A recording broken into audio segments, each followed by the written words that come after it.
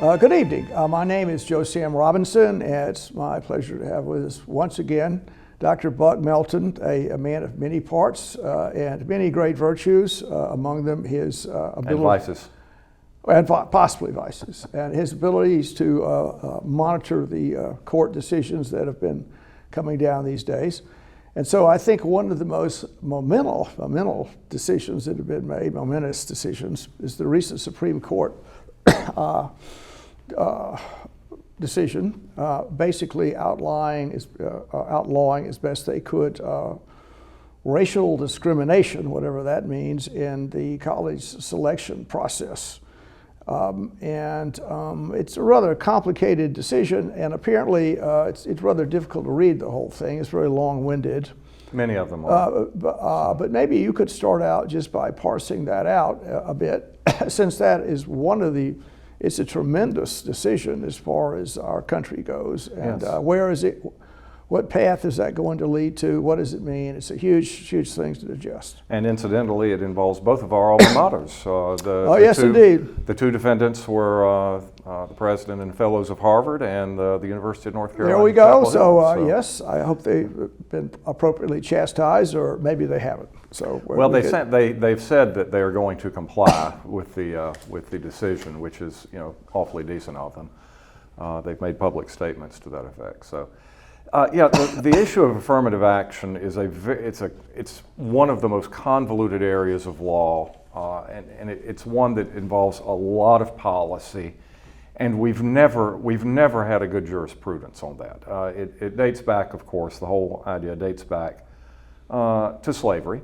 Yes. And in the years immediately after slavery, we ratified the 14th Amendment to the Constitution that says that a state cannot deny to any person within its jurisdiction the equal protection of the laws. Yes. Now, that was obviously designed in the wake of the Civil War.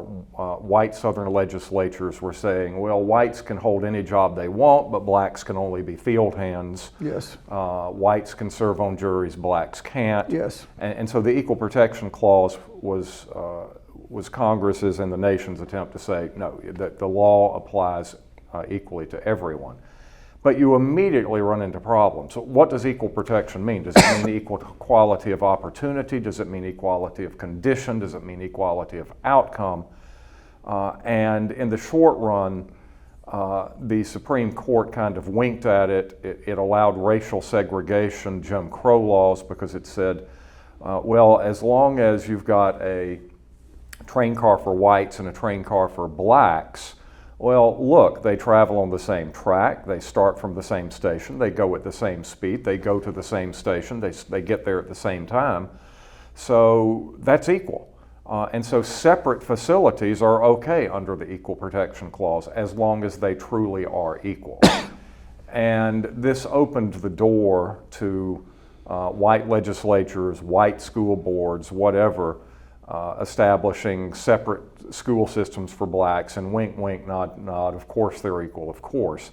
Well, in practice, of course, the black schools, the physical buildings were not as good, the teachers were less well paid, there were fewer teachers, there was a worse student-to-teacher ratio, and the black schools, the textbooks they had were the ones that were being thrown out by the white schools because they were too old. And so after World War II, when we saw and fought against racial discrimination in its worst possible form, Nazism and the Shoah, I think that wakened a lot of Southern whites' eyes to what we are doing may not be quantitative. We're not sending people to the gas chambers, but it's still coming from the same place, and we need to rethink this. And at the same time, you have blacks who were treated very well in Europe when they were the liberators of Europe, saying, we're not going to sit on the back of the bus anymore. And so we started approaching the idea that no, separate cannot be equal. It does not meet the strictures of the Equal Protection Clause. The next step, we have to deal with the social fallout. That for a century after the Civil War, blacks are still the poorest minority, they have the fewest opportunities, the black schools are still underfunded. And so you get affirmative action programs saying that to correct the discrimination of the past 100, 200, 300 years, we should take race into account in awarding government contracts to minority businesses, to giving race a preferential status, allowing black students in a racially preferential manner to try to remedy the problem. Now that's Yes. a jump. So it's quite, and maybe is the Supreme Court going back, if I can phrase it that way, to the same logic that desegregated schools. I mean, but the idea of preferences, which for whatever reason, I mean, you could make any number of preferences, however you wanted to do it for Yes. whatever reason. Yes. And I'll let you continue along. Sure. Continue as you're on your subject. Well, the landmark case was the Bakke case, and this was probably not too long after you finished your own medical school stint, that Alan Bakke, who was a white student who applied to UCLA Medical School. Do they have medical school? It's UC Berkeley or UCLA. He got denied twice, and he discovered that black applicants with lower GPAs and lower MCATs were being admitted. And so he sued, saying, I am being discriminated against because of my race, and the Equal Protection Clause does not allow that. That there are 100 entering seats every year at this medical school, and 16 of them were being reserved for black students. And Bakke said, you know, that's violating the Equal Protection Clause. The Bakke case, you get an extremely convoluted outcome. Practically every justice on the court wrote his own opinion. And so we don't know exactly why the court, you know, what the rationale was, because every justice had a different rationale. But the upshot was, as long as you don't have just straight out quotas, that you can consider race as one among many factors in making the admissions decision. And most of the justices who supported it seem to gravitate towards the idea that the reason we're going to do this is to remedy the past discrimination, that blacks have not had the same opportunities educationally, primary and secondary schools. They have not had the same income. They haven't had the same opportunities to improve themselves. And so as long as there is some sort of limit, as a remedial measure only, this is okay.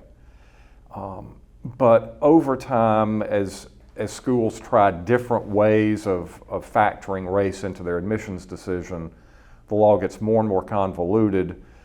Most recently, before you see the conservative majority come back onto the Supreme Court, many of the justices seemed to change their footing, and it became not so much a way of remedying past discrimination as fostering a more diverse society. And there's no end point to that. And the court today has said, look, there's got to be an end point. If you say this person comes in and this person doesn't, and race plays a factor in that, that violates equal protection. And so we're calling an end to it at this point. So there you go.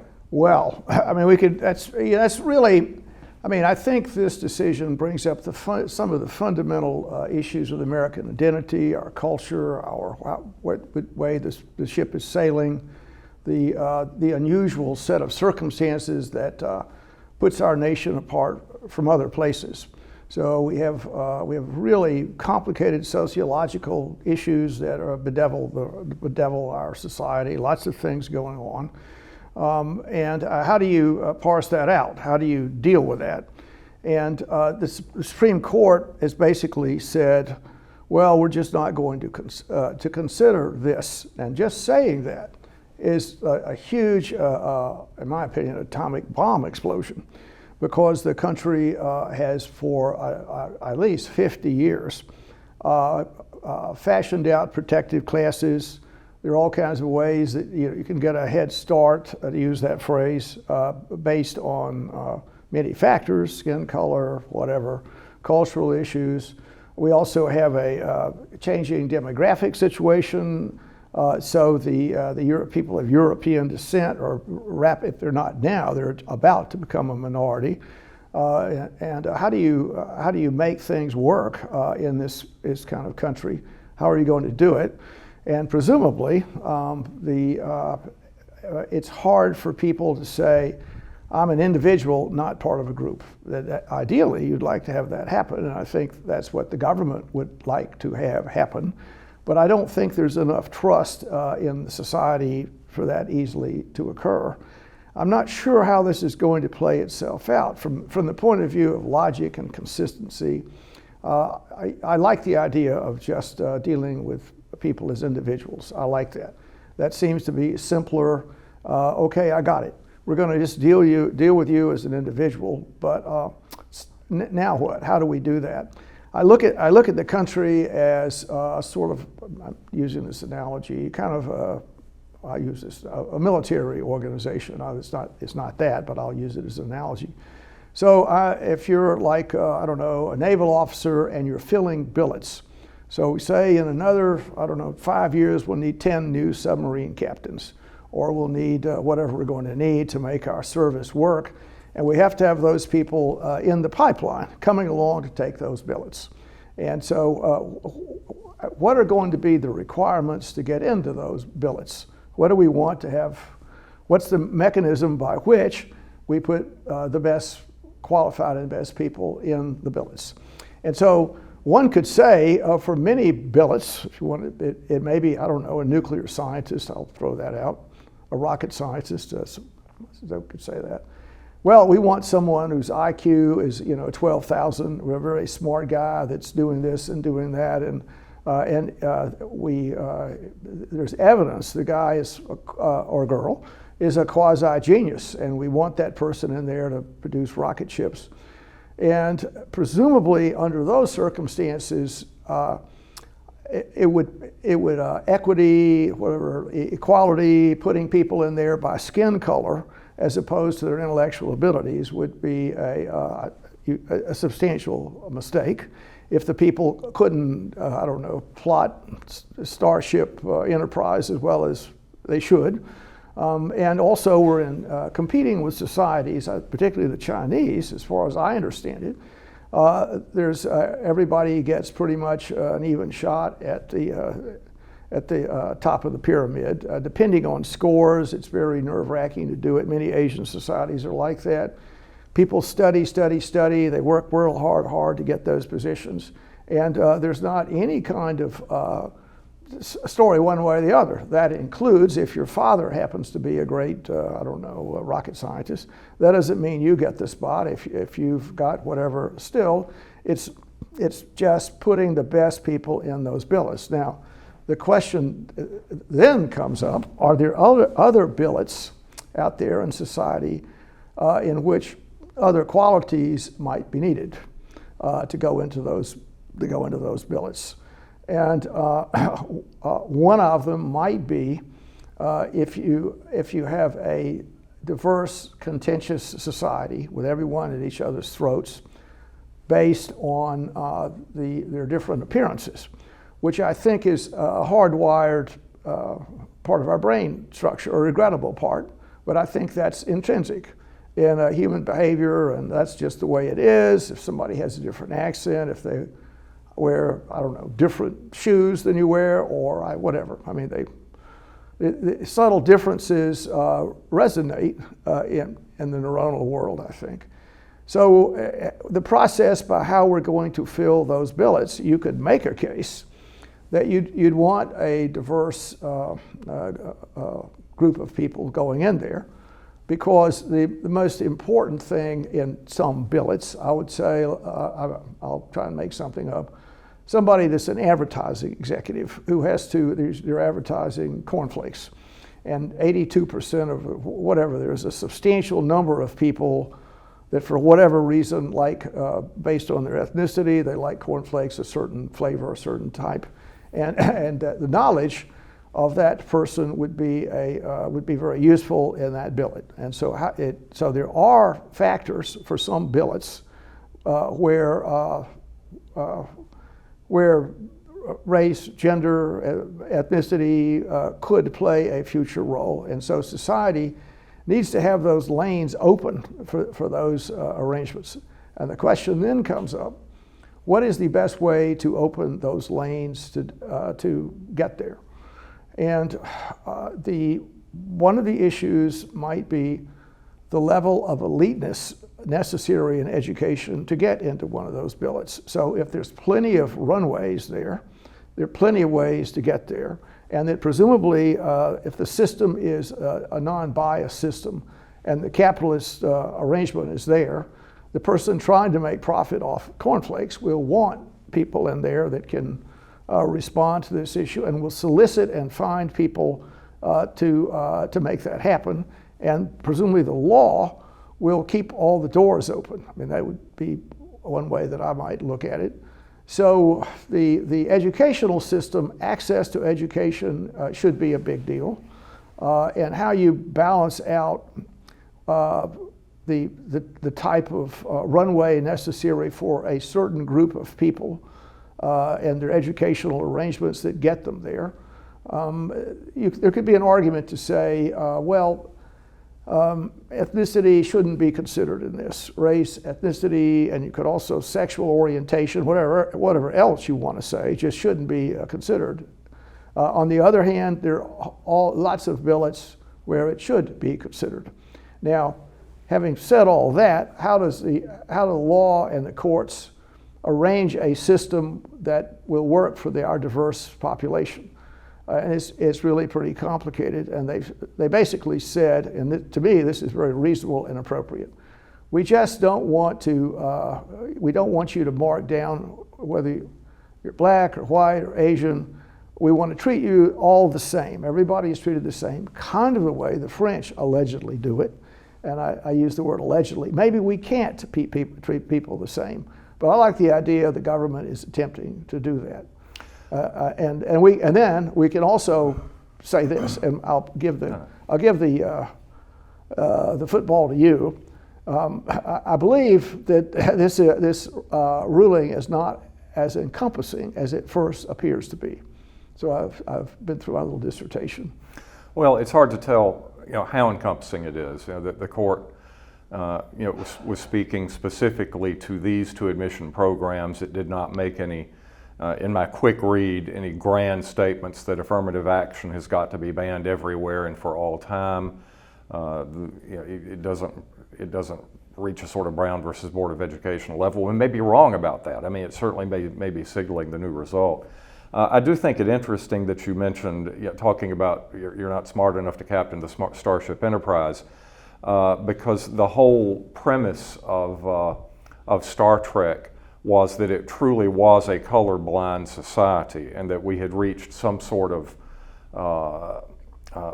utopian situation where the best people really are on that ship, but the best people came from all different backgrounds, all different colors. Yes, indeed. Right. The first, one of the first black actresses in a major role, the first interracial kiss on television.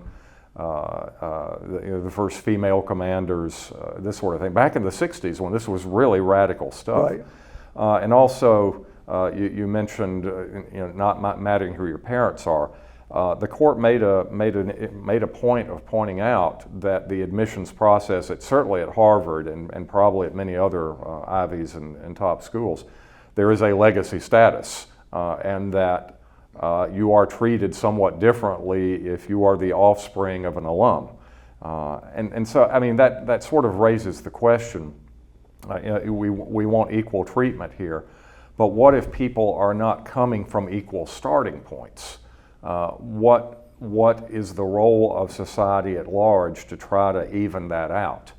One example, for instance, let's say you are a minority student, you're born in the inner city, you go to one of the worst schools in the city. It's one of the worst funded. It's funded because, yes, there has been systemic racism somewhere in the structure that funds that, and yet you still get ahead. So could we take cognizance of that in the Harvard admissions process? The Supreme Court says yes, absolutely, and I think that's right. that you overcame roadblocks that had been put in your way because of your race.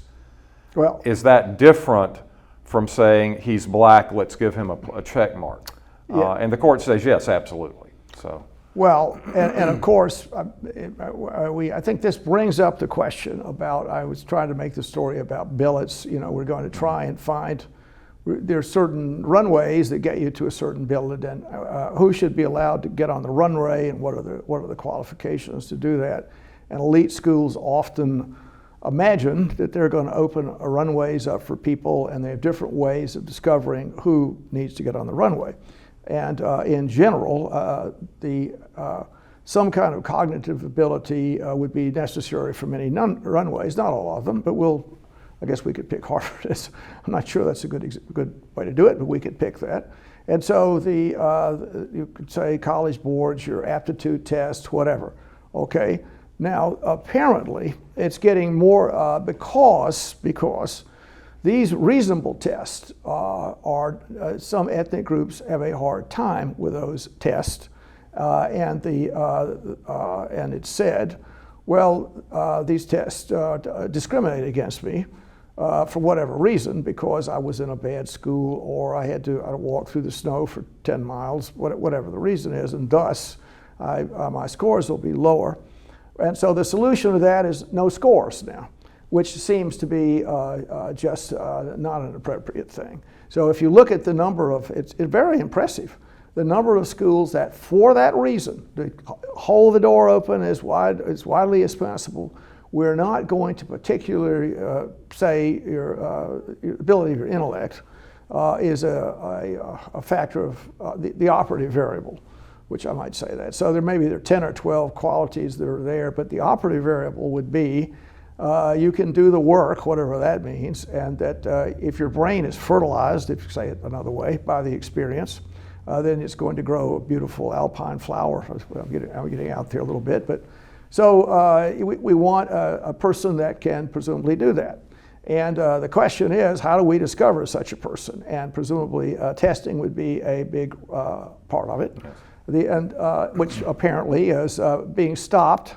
And the other point is the way the tests are being administered, they're being tilted, I would say this, in many of them, to people with inner city experiences, whatever. I mean, they're trying to make efforts outside traditional, you could say, Western culture tests, whatever. I mean, they're trying to make things as ecumenical as possible. So, okay, we're doing these things, testing, all right, and you could say that's going to have a negative impact ultimately on some of these things. So if we drop the operative variable from saying 80% to 40%, then there's 60% left, and how is that 60% going to be distributed? And to me, it would be fair. Alumni preferences, okay, let's that way we can just not do that. Another question would be, well, for the experience, do we need good tennis players? Phrase it that way. Do we need a certain number of tennis players? Do we need a certain number of champion bowlers? All kinds of eclectic abilities that go into the process. And how are we going to parse that out? Is it going to be 2%, 5%, whatever the number is? And then finally, we get to the story, as President Biden was suggesting, well, overcoming adversity. I'm not sure what that means, but to me, it would signal that a person is dedicated to, he's going to make an A in school, he's going to stay up all night studying, he's going to make huge sacrifices, as I would say Asian families do. So one of the issues about overcoming adversity and whatever, if a person is studying cultural door is there, he's going to work 20 hours a week studying, and his family is going to give up everything for the child to do that, that person has overcome adversity. And then, another person has overcome adversity by riding the subway, and he's trying to study at night, and his parents are screaming at each other, and he can't sleep, and all kinds of other arrangements. To me, the overcoming adversity just is a marker for as that person, he or she encounters the stormy weather that is often in life, the person will keep their nerve and then ultimately triumph in the end. And so to me, the statistics, okay, let's put that variable in there, and that's certainly true for many kind of billets that are out there having this ability, but how can that easily be demarcated? And so when you finally get into it, we're really talking about in higher education, I think, a number of variables that need to be probed for societal benefit. So we're really saying we want societal benefit to be out there. And then one more comment. My other comment is, and this is something that needs to be considered, if you have, and I think the universities do this, you have a very diverse, contentious, angry society out there. And the leadership in that contentious, angry society in 40 years, there need to be people of different ethnic backgrounds of goodwill to fly the airplane. And the universities need to discover such people. Well, that's essentially what certainly what the Harvard admissions process is, because they talked about this in pretty good detail in the case. And so once again, I'm not singling out Harvard. It's just that was the one at issue. Right. But most of your schools are going to have something like this. Academic/intellectual is just one of about 5 or 6 different categories. So extracurriculars, anything that shows a special leadership. And the idea is we can't just measure everything by traditional exam scores, that there are many different facets to an individual's personality.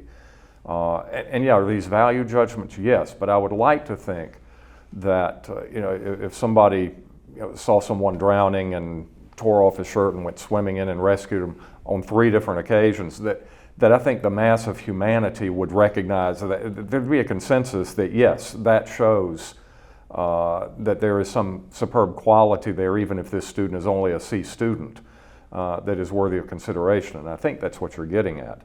But I also, and picking on Harvard once again, I know that you have you've developed an increasingly jaundiced view of the legal system and of courts and justices over time. Oh yeah, and that one of your concerns is that the Supreme Court is dominated by Harvard Law School lawyers, which it really is. Yes, it really is if you look at the numbers.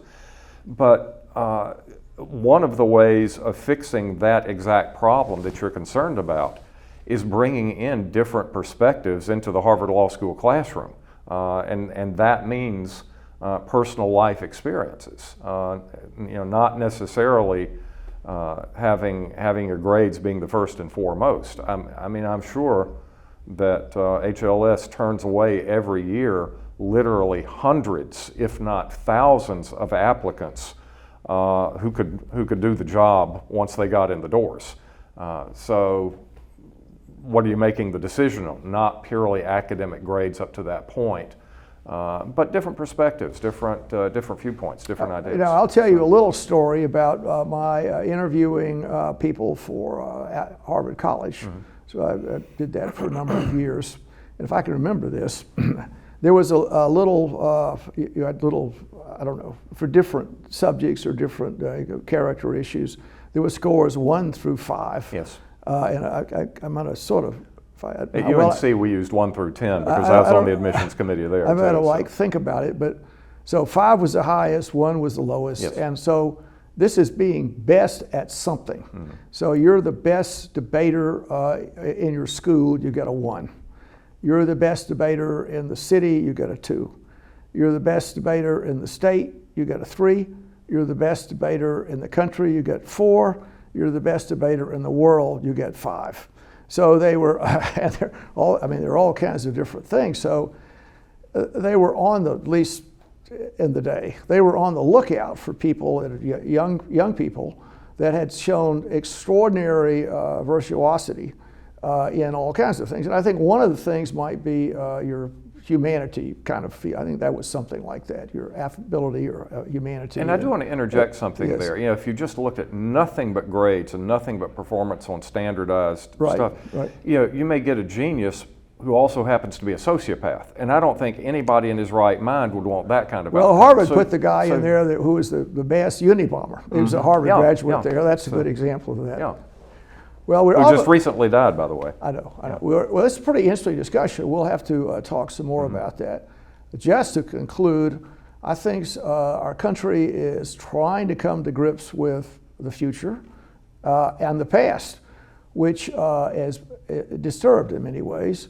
And if you think the country is basically wicked and evil, that doesn't bode well for humanity. And so the way that we bind up our wounds and have a sense of fairness, and not only fairness for people in inner cities, but maybe someone that lives in the suburb, and you could say diversity. What's the diversity there?